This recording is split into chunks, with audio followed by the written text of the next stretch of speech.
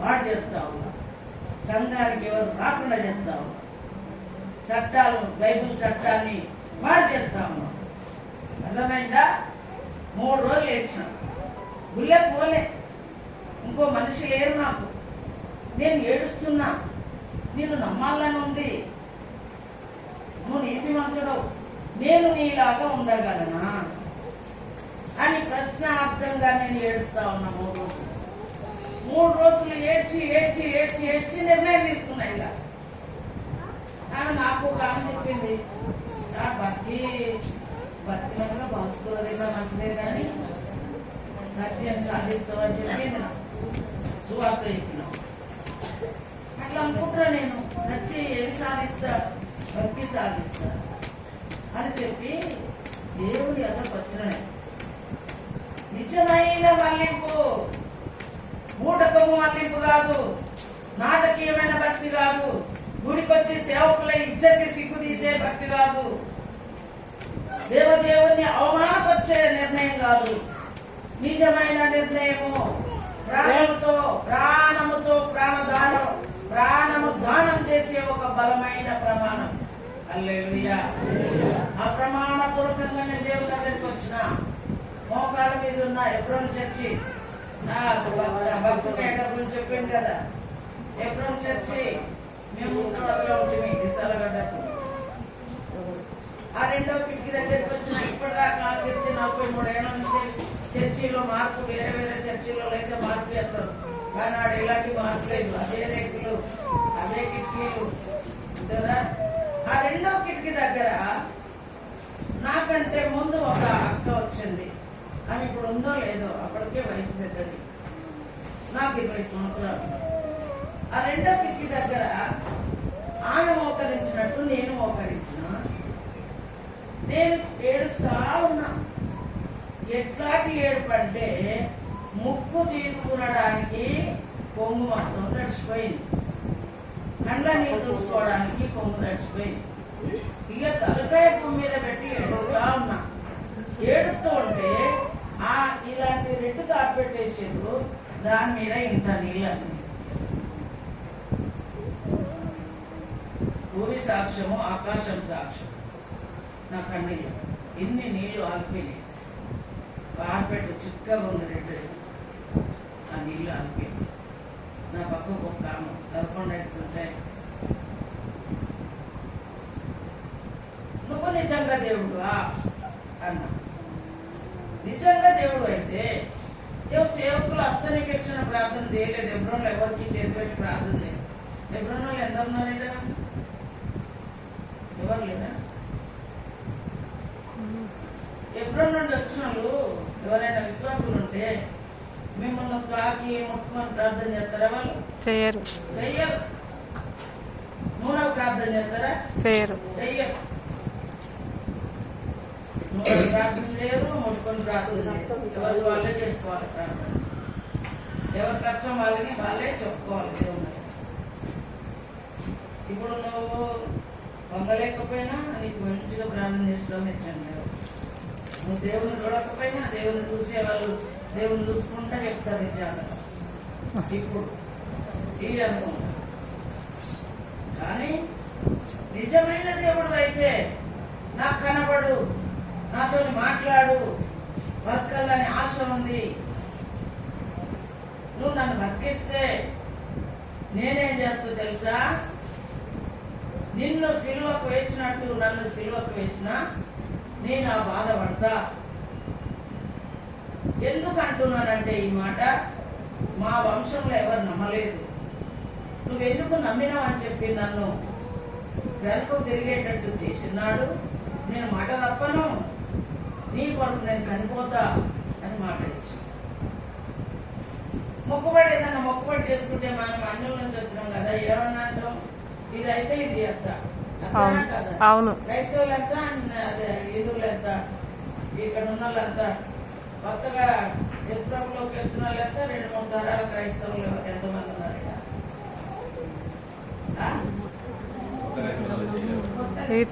కొత్తగా అంటే విగ్రహారాధన నుంచి యేసు ప్రభు నమ్మిన అందరం అంతే.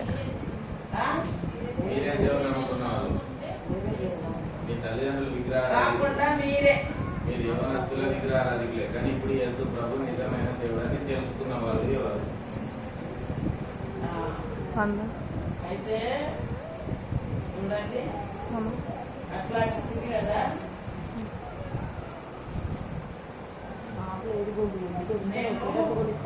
ఎవ్వరి మాట విన్నాను, నేను మొక్కుతున్నా. నువ్వు అది చేస్తే నేను ఇది చేస్తా. ఏం చేస్తా? ప్రాణమే పెడతా. ప్రాణం పెట్టే పరిస్థితులు వచ్చినా పెడతా. ఇవే నా మొక్కుబడి. నువ్వు నా ప్రాణాన్ని దక్కిస్తే నీ కోసం నీ లోపల నేను ఉండకుండా నన్ను ఎవరైనా మళ్ళా మునుపటి స్థితిలోకి నన్ను మారిస్తే నేను మారా. నా ప్రాణం నీ కూడా పెడతా, అంతగా పెడతా అని పూర్ణ హృదయంతో మాట ఇచ్చింది. ఎవరిలో పాస్టర్లు ప్రార్థన చేసి కనిపెట్టి చెప్పింది కాదు బిడ్డ. ఎవరో వచ్చి చేతి పెట్టి నీ దయ్యాన్ని బంధించినట్టు కాదు. ఎవరో వచ్చి నీ పర్కిట్లో వచ్చింది నువ్వు బాగుపడతావని ఎవరు చెప్పలేదు. స్వయం శక్తి, స్వయం కృషి. హల్లెలూయా. ఎవడొచ్చినా ఇదే చెప్తా. ఆయన స్వయం ప్రకాశుడు, దీపం వెలిగించుకునేవాడు కాదు. హల్లెలూయా. అంతే. అట్లా తీర్మానం చేస్తున్నా, ప్రమాణం చేస్తున్నా. అందరు చూసి తెరవరకు నీళ్ళు అక్కడ ఉన్నాయి. చిన్న చాయ్ గ్లాస్ ఫోన్లో పడితే ఉంటే నీళ్ళు అక్కడ నీళ్ళని చూసి అన్నప్పుడే చేసుకున్నట్టు అయింది.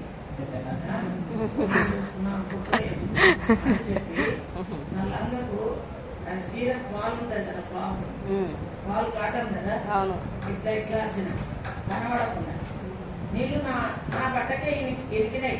నేను కాల్చిన నీళ్ళు నా బట్టకి ఇరికినాయి. తిరిగి చిన్న ముందు జరిగి ఆ పదం కనబడకుండా కాకిన సాక్ష్యం, భూమి మీద సాక్ష్యం. హల్లెలూయా. భూమి సాక్ష్యం. 43 ఏళ్ల కింద జరిగిన దానికి భూమి సాక్ష్యం, ఆకాశం సాక్ష్యం. నా పక్కకున్న ఆమె చేసుకుంటుంది. ఆమె క్రిస్టియన్ కాబట్టి నేనేమో మొక్కుబడి చేస్తాను. ఆ రాత్రి ఇంతే. ఆ రోజు ఏం వాక్యం చెప్పారు నాకేం తెలియదు. మనకు తెలుస్తుందా? మనకి అది ఏముంటుందో మనకేం తెలుస్తుంది? ఒక్క ముచ్చటన్నా నాకు తెలియదు నాయన. నేను మొక్కిందే నాకు తెలుసు. అక్కడ ఒకరి తర్వాత ఒకరితో ముగ్గురు సేవకులు నిలబడ్డారు, కానీ సేపాటు పోతనే లేదు. ఏందో అది కథ మనకు అర్థమవుతుంది. మనం ఇట్లా చెప్పలేసుకొని మనం మనకు కూడా కథ ఏం చెప్పరు కదా. చెప్పరు. అదే చెప్తారా? మన విగ్రహారాధన గుళ్ళకి వెళ్తే చెప్పరు. ఎల్లమ్మ ఇట్లా చేస్తే భయపడని అంటారా? అనరు. రాముని చరిత్ర ఇది, నువ్వు భయపడని అంటారా? చెప్పరు. అసలు ఎక్కడ స్టోరీ చెప్పరు. ఇక్కడ స్టోరీ చెప్తారు, కానీ నాకు ఆ స్టోరీ గురించి మనం అర్థం కాదు. మనం ఏమింటాం? వింటాం. అక్కడ ఉపదేశం ఉందా? ఇక్కడైతే విన్నదంతా మళ్ళీ మాట్లాడమంటాడు ఆయన. ఏం విన్నావు చెప్పు ఇప్పుడు అంటే చెప్పాలి తప్పక. అంతేనా? చూడండి, ఆ విధంగా నేను మాట్లాడి ఇంటికి వచ్చిన, మళ్ళా తలుపేసుకున్నా, కాలు మరగాలు పెట్టినా. నేను మళ్ళీ ఏమంటున్నా తెలుసా? అక్కడ మొక్కుబడి వేరే, మళ్ళీ ఇక్కడ ఏమంటున్నా ఇంటి దగ్గర. నేను నిన్న రామకృష్ణ అంట. ఏమంట? రామకృష్ణ అంట. నీకేం పేరో కూడా నాకు తెలియదు. మనకెందుకు గా పేర్లతో పని? మనం అర్థం నా పేరే అర్థం కదా. మన ముందు ఎత్తే వాళ్ళే ఉండరు, మన దగ్గరికే రాదు. క్రైస్తవులు అంటే భయంకరమైన కోపం ఆయనకు నాకు. గంజి గుడ్డోళ్ళు అని పేరు పెట్టిన వాళ్ళకి. క్రైస్తవులకు గంజి గుడ్డోళ్ళు, గంజి దొడ్డోళ్ళు అని పేరు పెట్టిన. నల్లకాడ వాళ్ళు ఉన్నా కానీ ఎగుతాలి. మార్కెట్కు ఎక్కడన్నా కనబడ్డా ఎగుతాలి. గంజి గుడ్డాడు బాగున్నావని మా ఆయన, గంజి గుడ్డి బాగున్నారని నేను. ఆ పేరు పెట్టేది లేదు. ఏం చేసేది? ఆ పేరు చెప్పి తిట్టేది. చూడండి, ఇప్పుడు ఇంటికి వచ్చి మరగాలు పెట్టి నేను నిన్న మొన్న రామ కృష్ణ అన్నా, నీకేమని పేరు పెట్టాలో నాకు తెలియదు, కానీ ఈ రాత్రే నన్ను బాగుంది మాట్లాడినా. ఇట్లా మాట్లాడొచ్చో లేదో అంటే నవ్వుకున్నా. చాలా నవ్వితే ఎరిగిన దేవుడు నా నవ్వును కూడా చూస్తూ ఉండొచ్చు, చూస్తాడు. నేను నవ్వినా ఇట్లా చెప్పవచ్చు లేదని నవ్వినా అయితే అనుకున్నా. మరి మా మంచం ఒక్క దగ్గర కాదు, మా ఆయన ఆ రూమ్లో నేను ఈ రూమ్లో. ఎందుకంటే నాకు రక్తం పోతూ ఉంటుంది. 3 నెలలు ఆగితే 3 నెలలు, 6 నెలలు ఆగితే 6 నెలలు, అంతే. ఆయన వచ్చి ఆ రూమ్లో పండుకున్నాడు, నేను ఈ రూమ్లో పండుకున్నాను. దేవుడు నా కళ్ళలోకి వచ్చాడు. హల్లెలూయా. ఒక సముద్రం ఉంది, సముద్రం ఒడ్డున గొర్రెలు మేపుతా ఉన్నాడు. తెల్ల బట్టల మీద ఎర్ర శాలో ఉంది, చేతిలో పెద్ద కొంగి కర్ర ఉంది. ఆ గొర్రెల పక్క నిలబడ్డాడు. నేను మా అమ్మగారి ఇంటికాడ ఏది మైసమ్మ కళ్ళం అంటారు. అక్కడ మైసమ్మ ఉంటుంది, ఆ కళ్ళం ఉంటుంది. గోర్లకు వచ్చినా, కందులకు వచ్చినా, కంకులకు వచ్చినా అది ఒక కళ్ళం లేదు. ఆ కళ్ళం దగ్గర నేను నిలబడ్డా. అవతల దగ్గర ఆయన నిలబడ్డాడు. కళ్ళం అవతల నిలబడిండు. భయంకరమైన వాన వస్తుంది. ఆ వానలో చెయ్యట్లు అన్నాడు. వాన ఆ నీళ్ళకి వెళ్ళి నడిచి నేను నా బయటకు వచ్చి అన్నాడు కదా, అమ్మా నీకు ఏమైంది? హల్లెలూయా. అన్నేళ్ళు కళ్ళు మూసుకున్నానికి జపం చేస్తే ఒక్కనాడన్న ఒక ముఖ్యం చెప్పిండా? బల్ల మీద ఏడ్చి దీపారాధన దగ్గర ఏడ్చి కండ్ల నీళ్లు బల్ల మీదకి వెళ్ళి గారి కింద పడ్డా జవాబు చెప్పినవాడు మాట్లాడను లేదు. మంచిగా నిద్రపోండి, చెప్ప సపోర్ట్ తీసుకోండి, నిద్రపోండి. ఉంటుందా? ఎలకలు వచ్చి మీ నోట్లో వస్తాయి.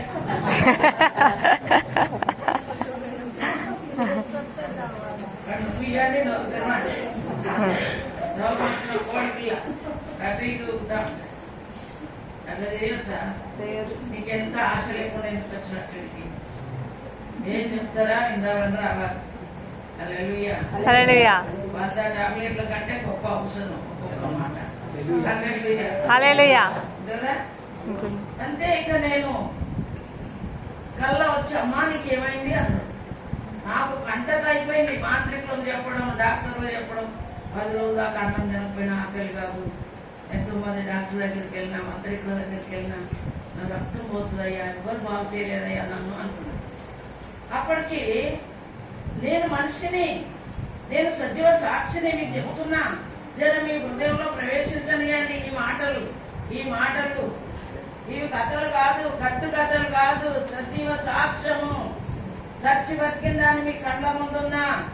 నా దేవుడు సర్వశక్తి గల దేవుడు. అక్కడక్కడ నువ్వు రుచి చూసే ఉంటావు. 100 కార్యాలలో కనీసం 10 జరుగుంటాయి నీ జీవితంలో. అవి ఆయన చేస్తేనే జరిగినాయి. హల్లెలూయా.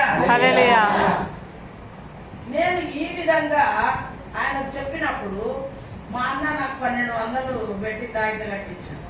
43 ఏళ్ల కింద 1200 అంటే ఎంత ఖరీదు బిడ్డ? చాలా ఖరీదు కదా. శోభక్క కొడుక ఇక్కడే ఉండు కొడుక. 1200 అంటే 12,000తో సమానం. మా అన్న కట్టించాడు. ఆ తాయితకు తక్కువ కాదు, ఏ దానికి తక్కువ కాదు. ఈ వరంగల్ కిలో లోపల ఒక ముస్లిం ఉంది, మందు చేసి ఇచ్చాడు. చెట్ల మందు, 50 మందు, ఎంత పెద్ద డబ్బా. అది తిన్నా తగ్గదు. చంద్రబాయమ్మ డాక్టర్ ఉండే కొత్త బస్ స్టాప్ దగ్గర. ఆమె దగ్గరికి ఏం గంటలు తిరిగినాము, ఏమీ తగ్గదు. 24 గంటల టెస్ట్ చేసినా కానీ తగ్గదు.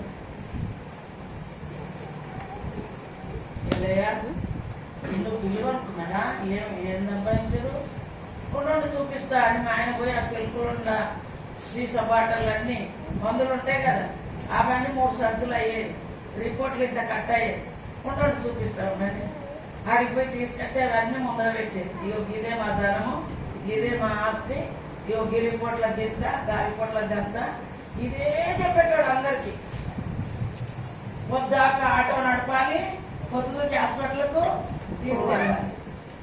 అలాంటి పరిస్థితి ఉన్న నాన్ను దేవుడు నా కుడి వైపు నుంచి నిలబడి నా ఛాతి మీద చేయి పెట్టి రొమ్ము ఎండిపోయింది, గింత కాలు, చర్మం అంతా పగిలిపోయింది, నల్ల పెంకులాగా అయిపోయింది. సోజసిస్ జబ్బు వచ్చిన వాళ్ళలాగా నా తోలు పగిలింది. మెడల మీద, ఛాతి మీద, డొక్క మీద, మట్టల మీద, పొట్ట మీద పలుకులు పట్టింది నా చర్మం. అట్లాంటి స్థితిలో ఉన్న నన్ను నా బిడ్డ ఎముకలు ఎండిపోయాను కొట్టుకున్నాడు ఈ 43 ఏళ్ల కింద. హల్లెలూయా. వచ్చి ముళ్ళు దిగినట్టు అనిపిస్తుంది ఆయన గురించి. నువ్వెందుకు ఈ కుక్కలాగా తౌడు చాట్ల తౌడు దాకా కుక్కలాగా ఎందుకు మారినావో అర్థమైతలేదు. ఆయన చేసిన నీకు ఎందుకు గుర్తుకొస్తలేవో, నువ్వు ఎప్పుడో సచ్చి సమాధి కుక్కలు కూడా ఉండకపో, నీకు ఎందుకు గుర్తుకొస్తలేదో దేవుడి యొక్క మేలు. వచ్చి ముళ్ళు ఇప్పుడు దిగితే ఎట్లుంటుందో అట్లుంటది గుండెల. ఆయన చేసిన జ్ఞాపకాలు ఆయన పాస్టర్ల ద్వారా చేయలేదు, స్వయాన వచ్చిండు. హల్లెలూయా. లేరు ఇట్లా చేయని నాకు నేర్పించిన వాళ్ళు లేరు. అంతే రక్తధార కట్టబడ్డది. నా ప్రతి పాపం చూపించిండు. నేను కొడుకు దొంగతనాలు తెచ్చి అట్టేసుకుని తిన్న చూపించిండు. ఇతరులన్నీ బాధ పెట్టింది, కొట్టింది, తిట్టింది చూపించిండు. ప్రతి విధమైన పాపము ఇగో సినిమాలాగా నా ముందు కనబడము నాకు ఆశ్చర్యం అనిపించింది. ఇదేంటి ఇంత ఆశ్చర్యం? కళ్ళు మూస్తే ఆ సీన్ మొత్తం కనబడము. నన్ను ఆశ్చర్యపరిచాడు దేవుడు. 18 రోజులకు నా పాపాలు కొట్టివేయబడి క్షమించబడి అన్నాడు. 3వ రోజు దేవుడు నన్ను ముట్టుకున్నాడు. 9వ రోజు నా శరీరంలో రక్తం లేకుండా ఉన్న నన్ను ఆయన తల నుండి వచ్చే రక్తము ఉదయం 9 గంటలకు నా తలపైన మోసిండు. రక్తం చల్లగా నీళ్ళ తడి తెలిసిపోయింది నా బాడికి. ఎందుకు ఇట్లా చేస్తున్నావు ప్రభు అంటే, నీకు రక్తం లేదు కదా, నా రక్తం పోసిందని అనిపిస్తున్నా అన్నాడు. నాకైనా నీకైనా దేవుడు ఏం చేస్తున్నా గుర్తు పెట్టుకోవాలి. ఇట్లా తిడుతున్నావు ఏందవ్వా అంటున్నావా? మనల్ని బట్టే కదా దేవుడు నామం. అప్పుడు బూతులు తిడుతురు మనలను, మన మతాన్ని తిడుతురు, మన దేవుడిని తిడుతురు. నిన్ను బట్టే కదా చెడిపోతున్నా, నిన్ను బట్టే కదా. నువ్వు దొంగ, ఇటు దేవుడిని విడవవు, అటు లోకాన్ని విడవవు. ఏదన్నా ఒకటి పట్టాలి, ఏదన్నా ఒకటి విడిచిపెట్టాలి. అర్థమవుతుందా? అంతే. దేవుడు నీకు అవసరమా? లోకం చేయి విడిచిపెట్టు. లోకం నీకు అవసరమా? దేవుడు చేయి విడిచిపెట్టు. 2 పడవల మీద కాలు పెట్టకూడదు, 2 గుర్రాల మీద సవారీ చేయకూడదు.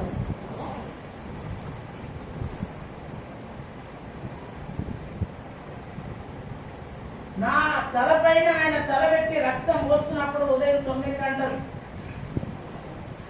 నాకు తెలిసిపోతుంది. రక్తంతో తడుస్తున్నట్టు నాకు స్పర్శ తెలుస్తుంది. బాడీ అంతా రక్తము లోపలికి వెళ్ళిపోతుంది. నీళ్లు తాగుతున్నాను అర్థం కాదు, కానీ ఆయన రక్తం నా మీద పడడం తెలిసిపోతుంది. నేను వెంటనే తల వంచి మాట ఇచ్చిన, అయ్యా రక్తం లేకపోతే రక్తం వస్తున్నావా? 4 రోజుల కింద డాక్టర్లు నాకు లబ్బర్గడ్డ రక్తం తీస్తే రాలేదు. ఈ అమ్మాయికి రక్తం లేదండి, రక్తం పరీక్షకు వస్తలేదు.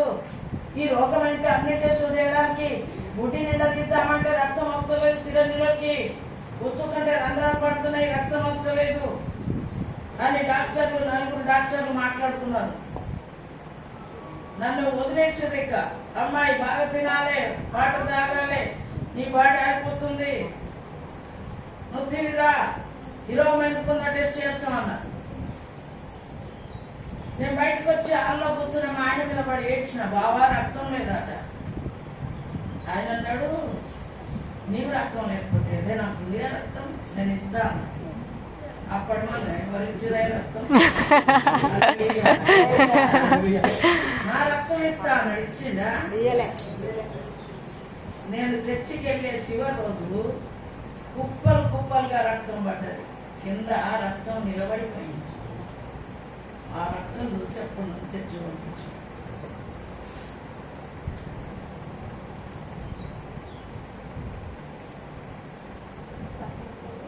నీకు రక్తం పోసిన మాట విని వెంటనే నా తలకాయ భూమి మీద పెట్టి ప్రమాణం చేసిన.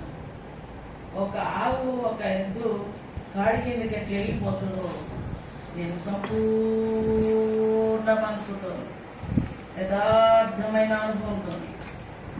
కాలి కాలి కూలి కూలి ఉన్న నా జీవితం ఇంత ప్రేమిస్తుండ స్వయం ప్రత్యక్షత కలగాదు.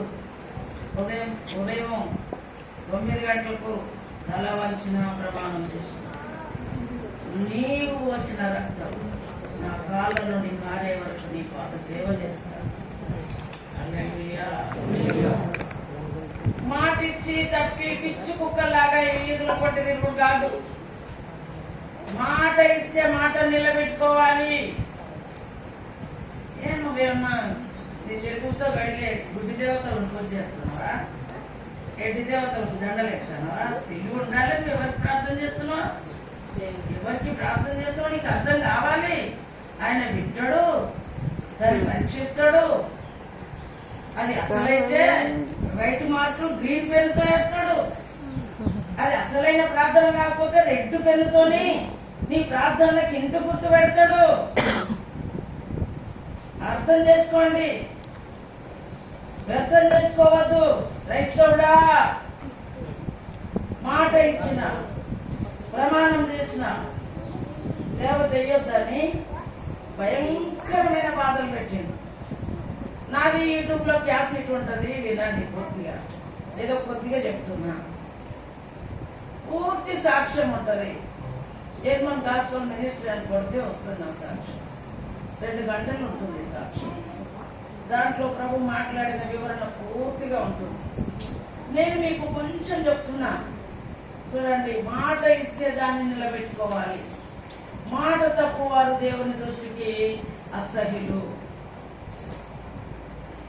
ఏమనుకుంటున్నావు? దేవుడితో జాగ్రత్తలాడుతున్నావు. నిన్ను ప్రేమించండు, నీ పక్కని ప్రేమించండు. అదే ప్రేమతో నువ్వు ప్రేమిస్తున్నావా? నీ దేవుడికున్న ప్రేమ నీకుందా? నీ దేవుడు నిన్ను క్షమించినట్టు ఇతరులను క్షమిస్తున్నావా? ఆలోచించండి. ఇలాంటి వారి ద్వారా ఊరు వాడ చెడిపోతుంది, దేవుని పేరు పాడైపోతుంది. వరంగల్ జిల్లాలో ఈ రక్షణ అనుభవం కలిగిన వ్యక్తిని నేను ఒక్కదాన్ని అని ఏడ్చేదాన్ని బాగా. ఏడ్స్తే గల్లు గల్లు గజ్జల బండి అన్నట్టు నన్ను ఫస్ట్ మా అత్తగారు ఊరికి పంపించాను సేవ. అక్కడ స్టార్ట్ అయింది. ఊరంతా చర్చిలు అయిపోయి అందరూ సేవకులు అయినారు, కానీ అక్కడ ఒక్కడు కూడా సేవకుడు కానీ ఉన్నది వచ్చేద్దామా చర్చి మూసేద్దామన్న విసుగుతుంది. ఎందుకంటే ఎప్పుడు కొట్లాట్లే, ఎప్పుడు చవడాలే. గెట్టు కాడ మూరేడు జరిగినావు, వాకిలి కాడ జానెడు జరిగినావు. ఇదే గొడవలు. ఇదంతా ఎత్తుకొని చుట్టుకొని పోతారు. ఇక అక్కడికి వెళ్ళిన తర్వాత 40 మంది సేవకులు ఉన్నారు. 40 గ్రామాలలో సేవ ఉంది, 4 జిల్లాలలో సేవ ఉంది. 100 మంది ప్రార్థన చేసే వాళ్ళు ఉన్నారు చర్చిలో. హల్లెలూయా. ఆరంభంలోనే నన్ను ఆ ఊరికి పంపించి ఏమి లాభం? అభిషేక్ రెడ్డి ఏం లాభం? చూడండి ఎవరు ఖరాబ్ చేస్తున్నారు ఇదంతా. ఎవరు ఖరాబ్ చేస్తూ ఉన్నారు? మనమే ఖరాబ్ చేస్తున్నాం. దారి మోసేది మనమే. దేవుడు అవమానాల పాలయ్యేది మనల్ని బట్టే. అందుకని నీ సొంత సేఫ్టీ బాగా అయిన తర్వాత నువ్వు ఎవరే వాకులో పోతుందని మళ్ళీ వెనకటి స్థితికి ఎగబడి తప్పులు చేస్తున్నావు. మునుపటి స్థితిలోకి జారిపోతున్నావు. మునుపటి నడవడిని మానుకోలేకపోతున్నావు నువ్వు. నీకెవరు కనబడుతున్నారంటే తెల్లారి లేస్తే నీకు తెల్లారింది మొదలుకొని పొద్దు ఊకే వరకు నీకు లోకంలో ఏదో సాధించాలి, ఏదో సాధించి ఏదో సంపాదించుకోవాలి, ఏటో కట్టు నేను గెలవాలి అనే ఆ తిక్య పోరాటంతోనే నీ జీవితం అంతా గడిచిపోతుంది. హల్లెలూయా. అర్థం చేసుకోండి. నాకు 11 సంవత్సరాలు ఉన్నప్పుడు మా ఆయన స్థలం కొన్నాడు. నాకు 11 ఏళ్ళకే పెళ్ళి. ఏం లేకుండా ఇచ్చిందని చెప్పి మా అమ్మ మా ఊర్లోనే భూమి కొనిపించింది. ఎవడో అత్తడో లేదో ఏం లేకుండా ఇచ్చాను కొనిపించింది. అదే అన్న కొడుకు చేసిందా? ఈ అభిషేక్ రెడ్డి ముందు ఎప్పుడు తిరుగుతూనే ఉంటాను నేను. వాళ్ళని తిట్టగానే మా అమ్మనే అంట, మీరు ఏం చేస్తున్నారు? ఈ రోజు వరకు అభిషేక్ భూమి పాలిస్తురా బిడ్డ? గొడవ పోతున్నానా? గొడవ పోయిందా? నాకు ఇప్పుడు 2 సంవత్సరాల కిందట వాడు బలవంతంగా రిజిస్ట్రేషన్ చేశాడు. ఇప్పటి వరకు రైతు బంధు అంటే ఏందో, గొల్లవాళ్ళు అంటే ఏదో అంటే మా దాన్ని కూడా అలా కలుపుకొని డాక్టర్లు తెచ్చుకొని అప్పులు తెచ్చుకొని బతుకుతూ ఉన్నాడు. కానీ ఒక్క నాడైనా పంచానికి వెళ్ళలేదు. పరిశుద్ధ పీఠ మీద చెప్తున్నా. అన్యాయస్తులు తెలుసు, దొంగలు తెలుసు. ఎటురా బురద మీద పెద్ద రాయెత్తేసిన ఏమైతే బిడ్డ అవి దోసుకోవాలనిపిస్తాను, దోసుకొని వాళ్ళకు వంచాలనిపిస్తుంది, వంచని. అత్తగారింటి కాడ ఎన్నో ఆస్తులు ఉండేనంట. ఒక్క గోరంతా కూడా నాకు తెలియదు. ఏమైంది అని కూడా నేను అడగలేదు. ఏమైంది అని అడగలేదు. నా ఇంట్లో 30 సంవత్సరాలు ఉన్నారు. నేను 20,000 ఇస్తేనే కాల్ చేస్తా అన్నాను. మంచిదేనా? 30,000 నుంచి కిరాయి ఎంత రావాలి బిడ్డ? మళ్ళీ నేను 20,000 ఇస్తే కాల్ చేస్తా అన్నాను. నేను నీ ఊరికి మాదిరి కదా? నీ ఊరికి నీ కళ్ళు తెరవద్దా? మాదిరి లేదు నీ ఊరికి. 20,000 ఇచ్చిన ఇల్లు కూర్చి చర్చి కట్టడానికి. 20,000 ఇచ్చిన కూర్చిన ఇటుకలన్నీ తీసుకోపోయారు, సెల్బండలు తీసుకోపోయారు, దూలాలు తీసుకోపోయారు, కడీలు తీసుకోపోయారు. బాగా ఏడ్చిన. ఏదైనా నాకు కొంచెం జ్ఞాపకము పెట్టుకోవడం, దాంట్లో ఒక వస్తువు గుర్తు పెట్టుకోవడం నాది సిస్టమ్, నా పద్ధతి. అయ్యో ఒక దూలనన్నా ఉంచకపోయినా, ఒక మంచి మధ్య కడికి మంచం చేపించుకున్న అలా ఉంచకపోయినా, ఒక ఆమె చేతులు పెట్టి ఏడ్చిన. తిట్టాలంటే నాకు కూడా అందరిని చూసి ఎట్లా పురాణం అందరిని చూస్తే వస్తుంది. ఎట్లా పురాణం కొత్తగా చదువుకొని అవసరం లేదు కదా? ఎట్లా పురాణం వస్తుంది. కానీ ఇప్పుడు ఎవరు చూడాలి? దేవుని చూడాలి. ఎవరు ఎక్కడ ఆలోచనలు ఉన్నాడు. మంచిగా మంచిగా పుష్టిగా ఉండు. నాలాంటి కష్టాలు ఎప్పుడు వచ్చినప్పుడు ఇబ్బంది అంతే. మొక్కల చేతులు పెట్టుకొని రాత్రంతా ఏడ్చిన ప్రభువా, నేను 20,000 పెట్టినందుకు 20,000 20,000 వస్తున్నా లేకపోయినా ఇల్లు కురిస్తే ఇల్లంతా వాళ్ళు ఏదైనా పెట్టుకోండి, 20,000 పెట్టుకోండి, 30,000 ఉండరు. ఏంది ప్రభువా? మాకు 2 చింతలు ఉంటే సంవత్సరానికి 7,000కు గుర్తపించుకొని అవి కూడా బతికే. ఏంది ప్రభువా? నేనేం చేయను ప్రభువా? అత్తగారిల్లు అడిగాయ, తల్లిగారిల్లు చెరువాయ. పెట్టుకోవాలంటే వీళ్ళతో పెట్టుకోవచ్చు, వాళ్ళతో పెట్టుకోవచ్చు. కానీ వాళ్ళతో వీళ్ళతో గొడవ పెట్టుకుంటే నా దేవుడు ఉంటాడా? నా దేవుళ్ళ ప్రమాణం చేసిన కదా, ఉంటాడా? ఉండడు. అందుకని చూడండి, మా ఊరికి నేను మాదిరిని చెప్పి ఇప్పుడు తెలవకపోవచ్చు, కానీ దేవుడు ఒక దినమున నిలబెడతాడు. హల్లెలూయా. సేవకులు మీ ఇంటికి వచ్చారు, మీకు ప్రార్థనలు చేశారు, మీ కొరకు కన్నీరు గార్చారు, మీ కొరకు కడుపు కట్టారు, మిమ్మల్ని చేర్చుకున్నారు. మీరేం చేశారని అడగడా? అడుగుతాడు. చూడండి దేవుని బిడ్డలారా, అన్ని పోయినా ఒక్కనాడు ఒక్క మాట లేదు, ఒక్క మాట కూడా ఎవరు నాకు లేదు. మూగా నోరు లేని వాళ్ళ లెక్క ఏడ్చు తప్ప ఏమీ లేదు. ఎవరు నాకు చేసుకోవాలి? అన్ని ఇచ్చను అన్ని తీసుకొని పోయాను. ఆయన నామానికే మహిమ కలుగును గాక. దమ్ము గల భక్తి, దమ్ములే భక్తి కాదు, దమ్ము గల భక్తి, దైవ దమ్ము గల భక్తి. ఎవరిని అనకుండా కండ్లతో చూస్తుంటే కాలిపోతుంటే ఏమి జవాబు చెప్పని భక్తి. హల్లెలూయా. భక్తి అంటే భక్తి కాదు. భక్తి అంటే ఎదుటివాడు పొట్టే పోసుకోవాలి. హల్లెలూయా. అర్థం చేసుకోండి. ఒక్క మాట కూడా అంటే ఏడుస్తుంటే స్వరం వినబడుతుంది. అమ్మా అన్న బిడ్డ తరకాయలే ఉంటాయి, అంటూ ఉంటాయి. అందరూ చచ్చిపోతారు.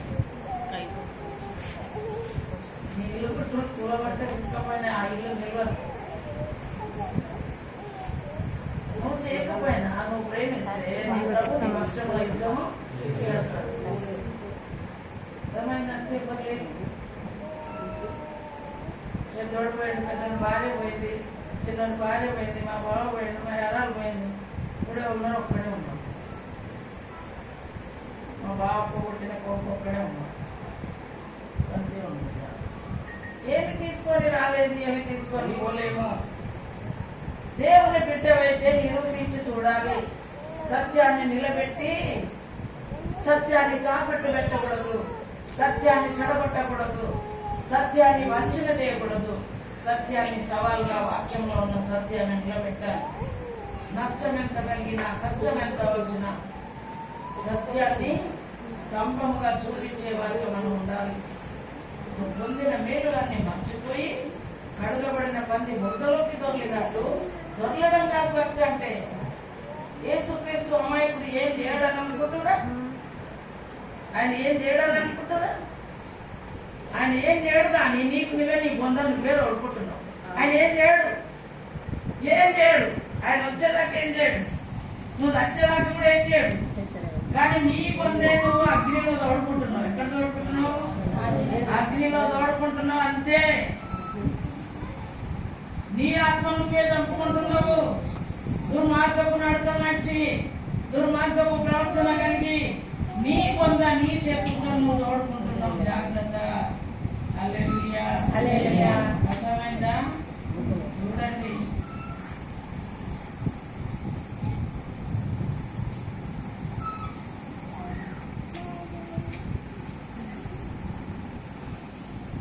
ద్వేషించిన వాళ్ళను ప్రేమించుడి.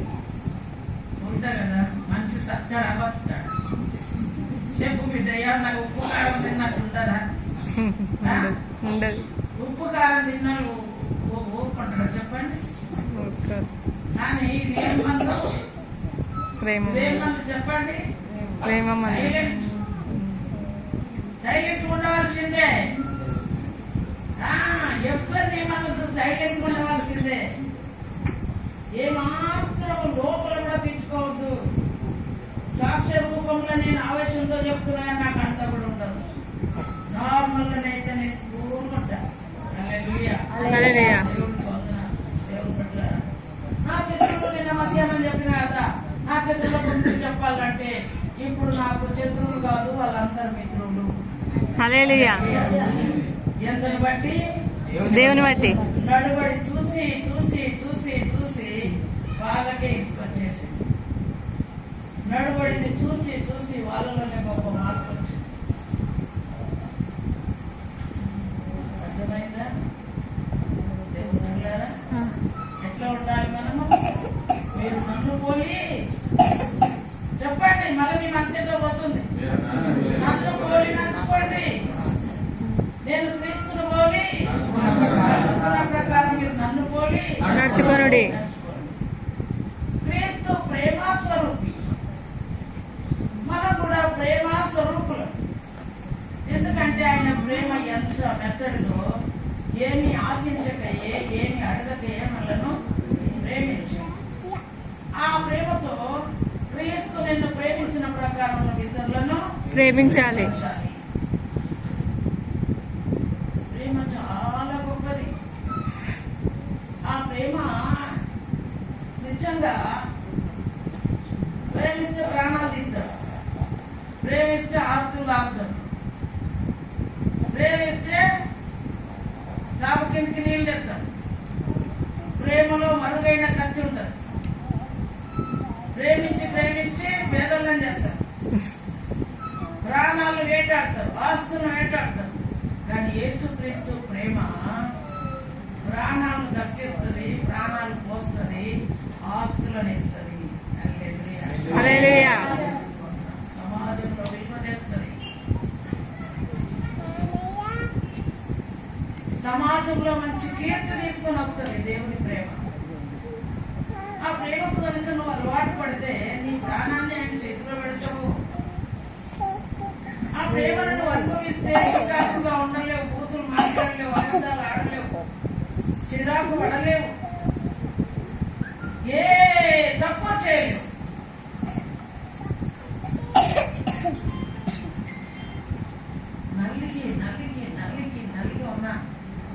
74 సంవత్సరాలు ఎదురులేదు ఆ ప్రేమ, బదులు చెప్పలేదు ఆ ప్రేమ, వెనకాడలేదు ఆ ప్రేమ, ఓడిపోలేదు ఆ ప్రేమ. హల్లెలూయా. అర్థం చేసుకుందాం దేవుని బిడ్డలారా. కొన్ని మాటలు చెప్తా, ఎప్పటి వరకు ముగించాలో తెలియదు. కొన్ని మాటలు ఇందా మనం దేవుని యొక్క వాక్యంలో ఉంది.